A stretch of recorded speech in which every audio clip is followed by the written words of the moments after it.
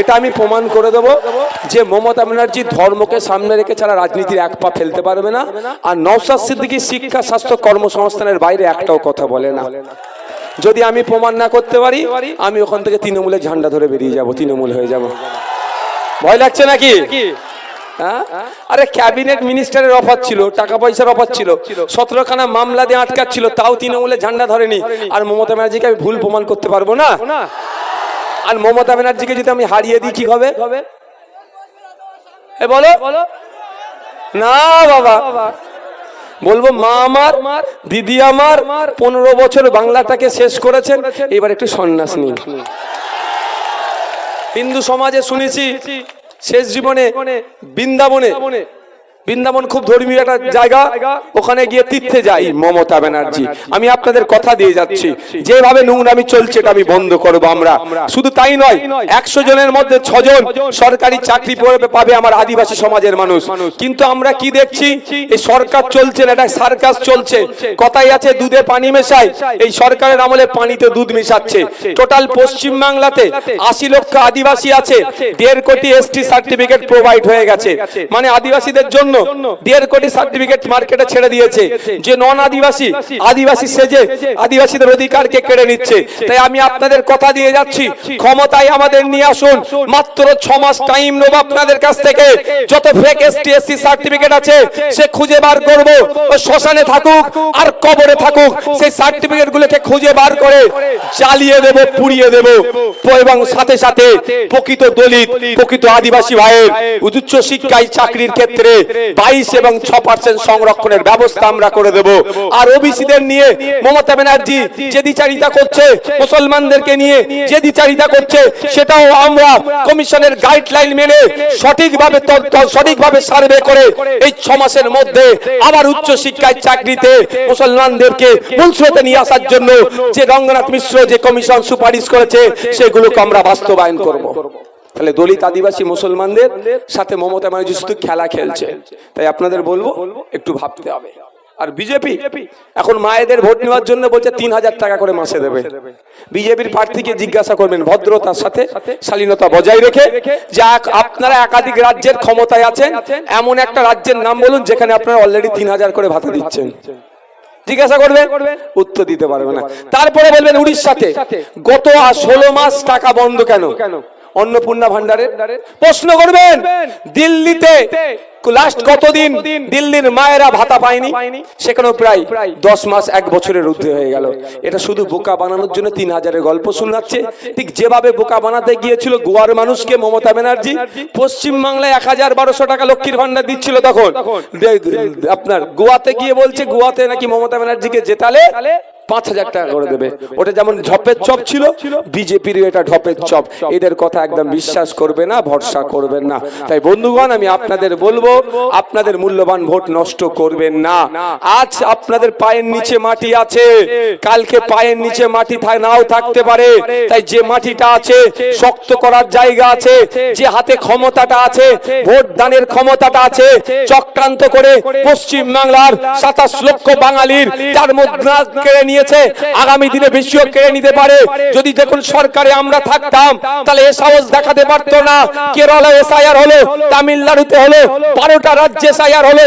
কোন রাজ্যে logical discrepancy হয়েছে, কোন রাজ্যে আন্ডার অ্যাডজুডিকেশন হয়েছে, আর কোন রাজ্যে র্যান্ডমলি এই ধরনের নাম 27 লক্ষ বাদ গেছে, একটা রাজ্য দেখাতে পারবেন না। কেন এটা হলো? এক কথায় আমি উত্তর দেব, সেই জ্যোতিবাবুর কথা মনে পড়লো, সরকার না চাইলে দাঙ্গা হয় না, আর সরকার না চাইলে ভোটের নাম ডিলিট হয় না।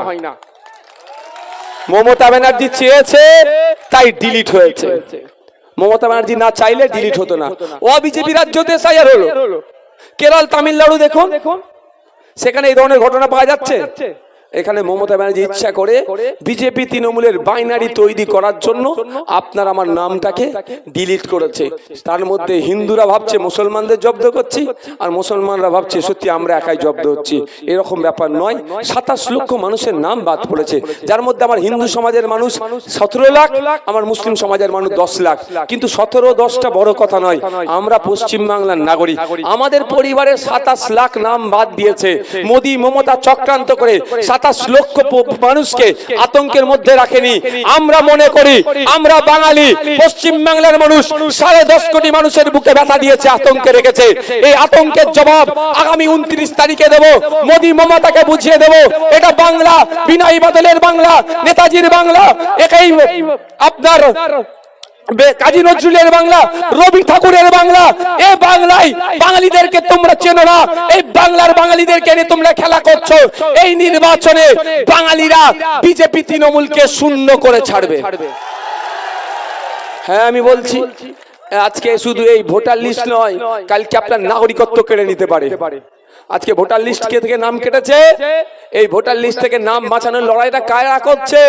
মোস্তারি বানু করছে মামলা, নওশাদ সিদ্দিকী করছে, এটাও মাথায় রাখবে। বামেরা করছে, আইএসএফ করছে। আজকে মমতা ব্যানার্জি কোথায়? আমার লাশের ওপর দিয়ে এসআইআর হবে, খুঁজে পাওয়া যাচ্ছে মার্কেটে। আর তার ভাইপো অভিষেক বাবু কোথায়? অভিষেক বাবু দেগঙ্গায় গিয়ে আইএসএফ এর ভূত পেয়ে আইএসএফ এর নামে ভুলভাল বকতে শুরু করছে। 1 লক্ষ মানুষকে নিয়ে জমায়েত করে বলেছিল প্রোগ্রাম করব, দিল্লি নিয়ে গিয়ে নির্বাচন কমিশনের অফিস। একটা যদি নাম কাটে, এদিকে 27 লাখ নাম কেটে দিল, কোথায়? নাই। কিন্তু উল্টো দেখুন, বিকাশ রঞ্জন ভট্টাচার্য স্যার, নওশাদ সিদ্দিকীর মামলা সুপ্রিম কোর্টে ডেট পড়েছে, তার নির্বাচনী কার্যক্রম ছেড়ে দিয়ে আপনার স্বার্থে সেখানে যদি ভোট প্রচার করত, 1000 ভোট তার পক্ষে আসতো। কিন্তু তার 1000 ভোট বড় কথা নয়, পশ্চিম বাংলার মানুষটা তার কাছে বড় কথা। 27 লক্ষ মানুষের ভোটটা বাঁচানো তার কাছে বড় কথা। আর্টিকেল 326 কে বাঁচানো তার কাছে বড় কথা। তাই তার নির্বাচনী সমস্ত কার্যক্রম ছেড়ে দিয়ে আমার করা মামলাতে তিনি সুপ্রিম কোর্টে ছুটে গেলেন আপনার ভোটাধিকার বাঁচানোর জন্য। হ্যাঁ, এটা বামপন্থী, এটা আইএসএফ এর আদর্শ। একটু ভাববেন আপনারা। মমতা ব্যানার্জি কালো একটা উন্না জড়িয়ে দিয়ে সুপ্রিম কোর্টে হম্বি দম্বি করার জন্য আজকে এই দুরবস্থা আমাদের হয়েছে। ওর বদলে একটা যদি অ্যাডভোকেট দাঁড় করাতো, এই দুরবস্থা হতো না। তাই আপনাদের বলছি, সাপ হয়ে কামড়াচ্ছে, ওজা হয়ে ঝাড়ছে, এটুকু বোঝার চেষ্টা করুন। বন্ধু আর শত্রু চেনার চেষ্টা করুন। আপনি আমি বন্ধু শত্রু ঠিকভাবে চিনতে না পারার জন্য আজকে আমাদের এই দুরবস্থা। তাই এই নির্বাচনে ভোটকে নষ্ট করবেন না। আগামী দিনে আপনার প্রতি আরো বড় কোনো দুর্ঘটনা ঘটাতে পারে। আপনার হয়ে বুক চিতিয়ে লড়াইটা করবে কে? 2021 সালে ভাঙর পথ দেখিয়েছিল যে মানুষ যদি ভোট দেয় বিজেপি তৃণমূলকে আটকানো যায়। আমি কুলতলি জয়নগরের মানুষকে বলবো, আসুন বিজেপি সাম্প্রদায়িক শক্তিকে আটকান, দুর্নীতিগ্রস্ত তৃণমূলকে হারান। তাই প্রত্যেকের ভোটটা কাস্তে হাতুড়ি তারা চিহ্নকে ভোট দিন, এমনি এখান থেকে জিতে আমরা বিধানসভায় যাব। আচ্ছা আপনারা বলুন, আপনারা আফসোস করেন তো যদি নওশাদ সিদ্দিকীর মতো 10টা বিধায়ক থাকতো কি হতো? হ্যাঁ, আফসোস করেন তো? সে ওয়াকআপ থেকে শুরু করে এনআরসি থেকে এই আপনার কি বলে এসআইআর পর্যন্ত যদি 10টা থাকতো কি হতো? তাহলে এখানে সুযোগ আছে তো, এবার সুযোগটা কাজে লাগান।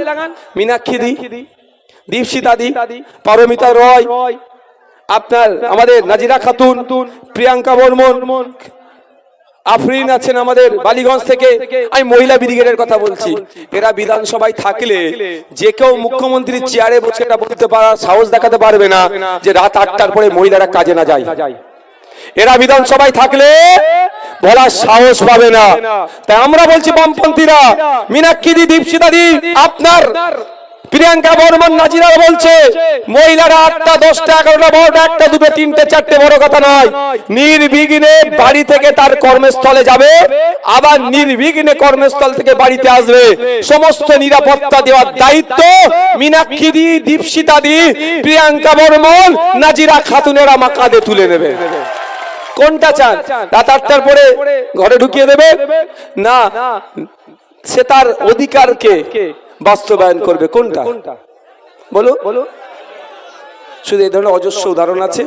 আমি আপনাদের বলবো, মমতা ব্যানার্জি এখন নিদান দিয়েছে, শুনেছেন তো? হজে না যান। বুঝতে পারছেন তো?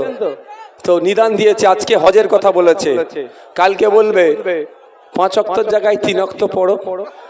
বলতে পারে, বিশ্বাস নেই ভাই।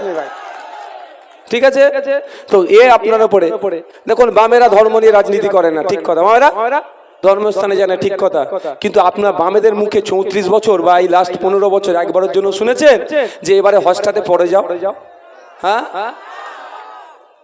নওশাদ সিদ্দিকী মাথায় টুপি মুখে দাঁড়িয়ে এটা আমার ভাই ধর্মীয় লিবাস। কিন্তু একবারের জন্য স্টেজ থেকে আমাকে বলতে শুনেছেন যে মুসলমান হওয়ার জন্য তুমি আমাকে ভোট দাও, বা আমি পীর পরিবারের ছেলে তার জন্য আমাকে ভোট দাও। অনেকে বলে ধর্ম নিয়ে রাজনীতি করছে। যারা বলে আমি তাদেরকে বলছি ওরা চুনোপটি। একবার ডিবেট হোক, একদিকে মমতা ব্যানার্জি বসবে, একদিকে নওশাদ সিদ্দিকী বসবে। ए भाई ए राजेंद्र जी क्यों आने दे रहे हैं उन लोगों को?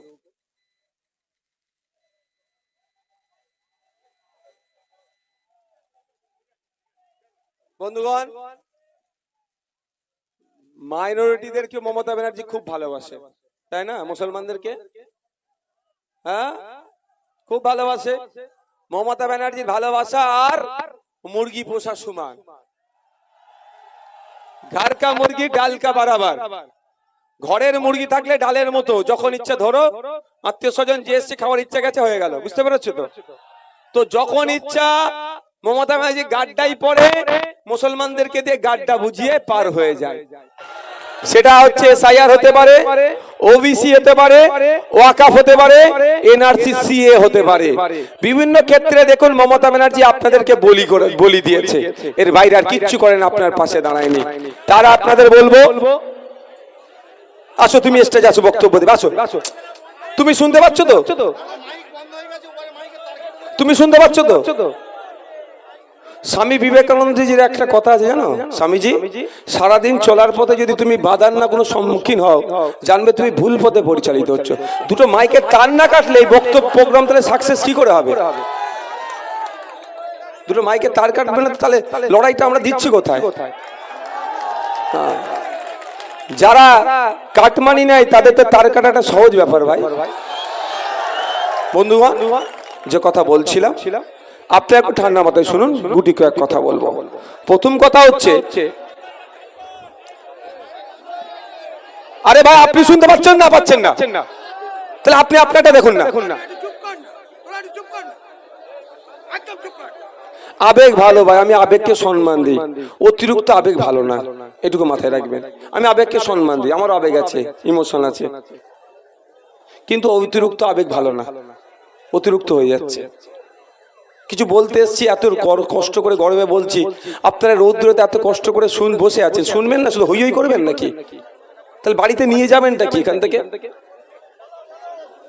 22% সংরক্ষণ দলিতের জন্য, উচ্চশিক্ষায় এবং চাকরির ক্ষেত্রে 6% সংরক্ষণ আদিবাসীদের জন্য, উচ্চশিক্ষায় চাকরিতে 10% সংরক্ষণ পিছড়ে বর্গের মুসলমানদের জন্য। এবার এটা কি সবাই পাচ্ছে সঠিক সংরক্ষণ? ওবিসি এ ওবিসি বিন নামে মমতা ব্যানার্জি ঘেটে ঘ করে দিয়েছে। বামেদের আমলে যে ওবিসি ছিল সুপ্রিম কোর্ট পর্যন্ত হাত লাগাতে পারেনি। মমতা ব্যানার্জি যে ওবিসি গুলো নিয়ে এসেছে সেইগুলো শুধু ভুল পন্থা অবলম্বন করার জন্য রিজেক্ট করেছে। তাই আপনাদের বলবো, আনুন আমাদের ক্ষমতায়, ঘেটে ঘকে আবার নতুন করে সার্ভে করে সায়েন্টিফিক ওয়েতে কমিশনের গাইডলাইনকে মান্যতা দিয়ে আমরা কি করব? ওবিসি লিস্ট তৈরি করব। রঙ্গনাথ মিশ্র কমিশনের সুপারিশ অনুযায়ী পিছড়ে বর্গের মুসলমানকে এগিয়ে নিয়ে যেতে যে 10% সংরক্ষণের কথা বলেছে আমরাই দেব। উচ্চ শিক্ষিত যারা গরিব তারাই পাবে, তার ব্যবস্থা আমরা করে দেব। এই মমতা ব্যানার্জির মতো দ্বিচারিতা আমরা করব না, এ কথা দিয়ে যাচ্ছে। শুধু তাই নয়, 22% সংরক্ষণ দলিত হিন্দু ভাইদের জন্য করলেও খাতাই কলমে 100 জন চাকরি পেলে 22 জন দলিত পাচ্ছে, কিন্তু প্রকৃত দলিত পাচ্ছে না 22 জন। ফেক সার্টিফিকেট ইস্যু করে প্রকৃত দলিতদের অধিকারকে কেড়ে নিচ্ছে কারা?